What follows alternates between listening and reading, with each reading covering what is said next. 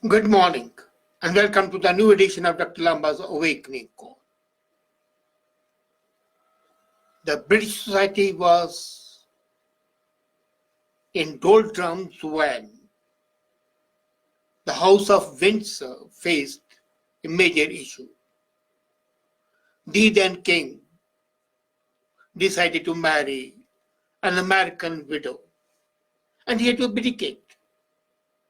The society shifted and the royal split that has taken place today for the first time in the history of the royal family, for the first time in the history of the British society, a young prince in line of succession, entitled to be termed His Royal Highness, has caused a royal family split. People are crying a lot about the various reasons for this split. The TV persona, the so-called experts in race and gender studies have flooded the airways, the sound bites, stating that Harry and Meghan's decision to step back from the royal duties is a reaction to the society's racism. Well, if racism was to be effective, then the split should have taken place at the time of marriage of Harry. The Queen and the family embraced Meghan, despite all the unseemly outbursts by her sister and by her father. But the royal family understood that the time to have a prejudice against a biracial marriage, the marriage of a white prince belonging to the royal family with a girl of American African descent would not be acceptable, especially since she was an actress. But she was accepted. She was entertained. She was lionized. And the society did not object. Yes, some TV persons, TV anchors, hosts, press media was very, very hostile towards her. I don't deny that. And if you remember, I had written an article calling it Maxet. But the real reason was not racism. This basically reflects the society's shift to self-preservation over family ties. So here is it. Till now, the British royal family was a close-knit unit. And that close-knit unit has received a big jolt. Earlier, it received a jolt when Prince Andrew was involved in the sex scandals. And now, Harry, Duke of Sussex, and Meghan, Duchess of Sussex, they have bidden goodbye to their royal duties. And that is basically that they want self-preservation, self-care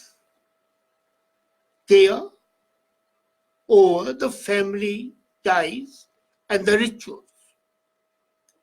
Now, it underscores the fact how people are setting boundaries with the families and maintaining space from damaging relatives in a bit of self-preservation. That nobody can deny that despite the fact that Meghan was accepted, there were undercurrents of a reaction. And the fault is not with the royal family alone. Even Meghan was not able to adjust. Her earlier vocation that affecting affected her way of thinking. Her famous balcony scene when she is apparently being spoken in a harsh language by Prince Harry shows her childish and rather infantile attitude. So for the parents who hope to repair broken relationships, patience, humility, and taking responsibility for hurtful actions or blind spots are important steps. And the Queen, Prince Philip, Prince Charles, they did turn a blind eye to the blind spots. The bid was that the hurtful actions should not rupture the family. Diana's Charles' divorce had hurt the family sufficiently. Prince Andrew's sex escapades had hurt the family absolutely.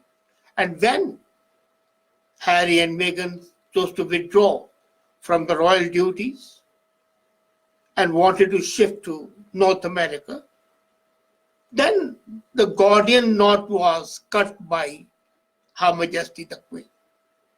She took a very clear and uncompromising step. Okay, they are no longer the part of the royal family, but beginning this spring, they would be addressed as Harry, Duke of Sussex, Meghan, Duchess of Sussex. Now here is a very, very crucial point which practically everybody has glossed over. And it especially concerns Meghan. The problem with Meghan's title is a comma after her name. And such formatting is not normal in the royal family. In the royal family, only the divorced women are supposed to put comma after their title name. This formatting is usually accorded only in the case of divorced women. Prince Harry's mother, Princess Diana, was known as Diana, Princess of Wales, after her divorce from the Prince Charles. Earlier, she was Diana, Prince of Wales. The moment divorce took place, it was Diana, Prince of Wales. Then, another thing that has to be seen is, and that's of concern to the Canadians especially, the couple is no longer to be dependent on the public funds. And the Queen has also ordered that Harry and Meghan refund $3 million which were spent on a renovation of Frogmore Cottage. A cottage being renovated at $3 million, and that's a cottage, mind you. So they have to refund that money. And they have got to look after their own upkeep without being a burden on the taxpayer. Now, it says they're shifting to Canada. Their security, their upkeep, whose responsibility is it? Prime Minister Trudeau has not till now stated that the government would not be responsible, or rather the taxpayer would not be responsible for their upkeep. As a matter of fact, if the British taxpayer is not responsible for their security and upkeep, why should Canadian taxpayer be held liable for this expenditure? And it's going to be a huge expenditure. Prince Harry and Meghan had very clearly said that they will arrange their own funds. So they should. All that security being provided by RCMP should be billed to Harry and Meghan in their personal capacity. They do not any longer represent the crown. Let's be very clear. When Canadians take oath, They say we will be loyal to Her Majesty the Queen and her heir. Now, since he is no longer in the line of succession, he can never be the king.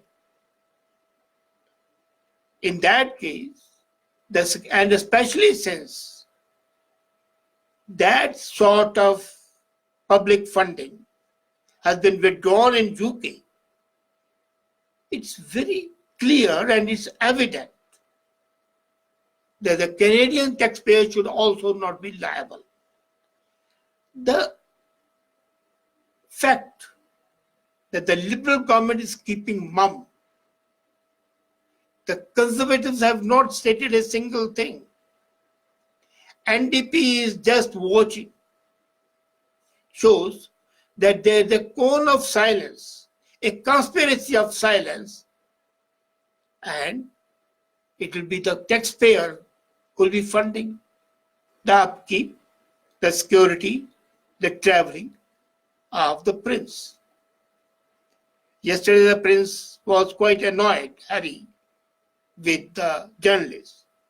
Now, the journalists also have a responsibility now to see that they are the private person, they are no longer royal family. They are no longer in the line of succession. There is no hope that they will anyway, even given the worst calamity, would be the king of Canada. And since he cannot be the king of Canada, since he is no longer in the line of succession, they have sufficient funds of their own, they should be treated as ordinary people. Secondly, they have still not taken steps to become Canadian citizens. So they are visitors. The way the people, the tourists come from all over the world, and they can stay in this country for up to 6 months. The same rights and privileges should be accorded to them. So on the one part, the government has to take a step that this societal shift which has taken place and caused a royal split does not impact the Canadian taxpayer. That's the most important thing. That the journalists have got to give them space. They are not to be chased. The paparazzi should understand that they don't follow everybody. Agreed, she is an actress. Agreed, he is a prince and he's a duke. But there are more than 100 dukes. If other dukes are not followed, why should he be followed? There are hundreds of actresses in the TV shows. So, and she was living in a very ordinary house in Toronto. So same sort of a thing should be given. You see, now coming back to the personal relationship and the impact on society, we have got to recognize that the parent-adult-child relationship, not parent-child, but parent-adult-child relationship today mirrors voluntary and romantic relationships where you build platforms of happiness, personal growth, and fulfillment. Not obligation, not duty, not responsibility.